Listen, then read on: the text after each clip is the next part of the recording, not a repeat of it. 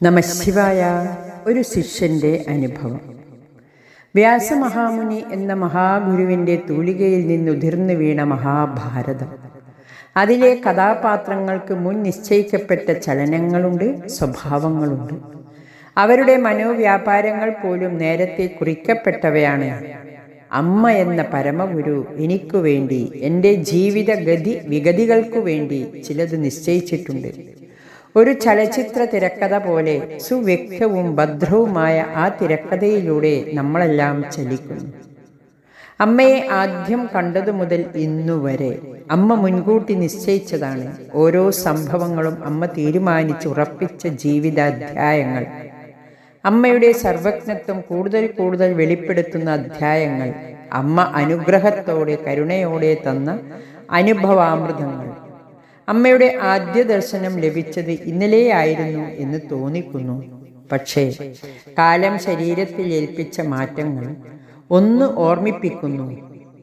വിശ്വഗുരുവായ അമ്മയെ ആദ്യം ദർശിച്ചത് 3 പതിറ്റാണ്ടുകൾക്ക് മുമ്പായിരുന്നു. ഞാൻ അമ്മയുടെ മുന്നിൽ എത്തിപ്പെട്ടത് 3 പതിറ്റാണ്ടുകൾക്ക് മുമ്പ്. ഒരു യുവാവിൻ്റെ ജിജ്ഞാസയും കൗതുകവും മാത്രമായിരുന്നു ആകെ ഉണ്ടായിരുന്ന മുതൽക്കൂട്ട്. ദർശനത്തിന് ശേഷം അമ്മ കളരിക്കു മുന്നിൽ വന്നിരുന്നു. പുള്ളിപ്പാവാടയും വെള്ള ഷർട്ടുമാണ് അമ്മയുടെ അക്കാലത്തെ വസ്ത്രം. അമ്മയുടെ ദിവ്യത്വം ഒട്ടും വെളിപ്പെടാതെ സാധാരണ വേഷം. കടലോര ഗ്രാമത്തിലെ ഒരു സാധാരണ പെൺകുട്ടി. വേഷവും ഭാവവും കണ്ടാൽ ആർക്കും അങ്ങനെയേ തോന്നും. സ്വന്തം ഭവനങ്ങളിലേക്ക് മടങ്ങുന്ന ഏതാനും ഭക്തർ അമ്മയുടെ അടുത്ത് ചെന്ന് യാത്ര ചോദിക്കുന്നു. കൂടെ ഉണ്ടായിരുന്ന എൻ്റെ സുഹൃത്തുക്കൾ അമ്മയോട് യാത്ര പറയുന്നത് ഞാൻ മാറി നിന്ന് നോക്കിക്കണ്ടു. അങ്ങനെ ഒരു യാത്ര ചോദിക്കലിൻ്റെ ആവശ്യമുണ്ടോ? ഉള്ളിലെ ഞാൻ എന്ന ബോധം എന്നെ പിറകോട്ട് വലിച്ചു. അകലെ മാറി നിന്ന എന്നെ അമ്മ കൈ കാട്ടി വിളിച്ചു. വളരെ വേഗം ഞാൻ അമ്മയുടെ അടുത്തു ചെന്ന എൻ്റെ കയ്യിൽ അമ്മ മുറുകെ പിടിച്ചു. എൻ്റെ കണ്ണുകളിലേക്ക് അല്ല, എൻ്റെ ഹൃദയത്തിലേക്ക് അമ്മയുടെ കടാക്ഷം. അഹന്തയും അഹംഭാവവും ഉരുകി ഒലിക്കുന്നത് ഞാൻ അറിഞ്ഞു. എന്തു ചെയ്യണമെന്നറിയാതെ ഉരിയാടാനാവാതെ നിന്ന എന്നെ ഉണർത്തിയത് അമ്മയുടെ വാക്കുകൾ. മോൻ എവിടുന്നാ വരുന്നത്? വാത്സല്യം നിറഞ്ഞ ചോദ്യം. പുള്ളിപ്പാവാടയും ഷർട്ടുമിട്ട പെൺകുട്ടി യുവാവായ എന്നെ മോൻ എന്ന് വിളിക്കുന്നു. വീണ്ടും തലപൊക്കുന്നത് അഹങ്കാരമാണ്. കണ്ണൂരിൽ നിന്നാണ് വരുന്നത്. കൂടെ കൂട്ടുകാരുമുണ്ട്. ഇപ്പോൾ തന്നെ തിരികെ പോവുകയാണ്. ഒറ്റ ശ്വാസത്തിൽ ഞാൻ മറുപടി പറഞ്ഞു. അമ്മയുടെ കണ്ണുകളിൽ ഭാവമാറ്റം, മുഖത്ത് ദിവ്യപ്രകാശം പരത്തിയ പുഞ്ചിരി. അഹങ്കാരത്തെ തല്ലിത്തകർത്ത് തിരമാല പോലെ ഉള്ളിലേക്ക് കടന്നു വരുന്നു. വാത്സല്യത്തിൻ്റെ തിരയിളക്കത്തോടെ ഉള്ളിലേക്ക് അമ്മയുടെ മുഖം ഹൃദയത്തിൽ പതിഞ്ഞു. മോൻ എവിടെ പോവാൻ? മോൻ എൻ്റേതല്ലേ? കർണപുടങ്ങളിലൂടെ തലച്ചോറിലെത്തിയ ആ വാക്കുകൾ. ഉള്ളിൽ 1000 പൂത്തിരി കത്തിച്ച പ്രകാശം.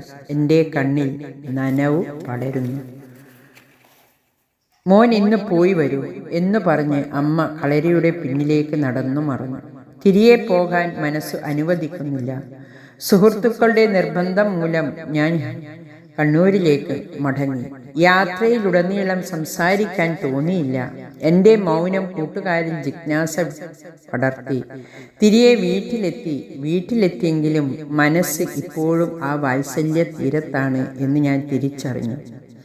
മടങ്ങി അമ്മയുടെ സവിധത്തിൽ എത്താൻ ആരോ ഉള്ളിലിരുന്ന് പറയുന്നു. ഉച്ചയോടെ ഉള്ളിലെ തിക്കുമുട്ടൽ ശരീരത്തിലേക്ക് പടർന്നു. ഞാൻ വീണ്ടും ആശ്രമത്തിലെത്തി. തുടിക്കുന്ന ഹൃദയത്തോടെ അമ്മയുടെ മുന്നിലെത്തി. മോനെ കാത്തിരിക്കുകയായിരുന്നു അമ്മ. അമ്മയ്ക്കറിയാമായിരുന്നു മോൻ വരുമെന്ന്. അമ്മയുടെ വാത്സല്യം തുളുമ്പുന്ന വാക്കുകൾ.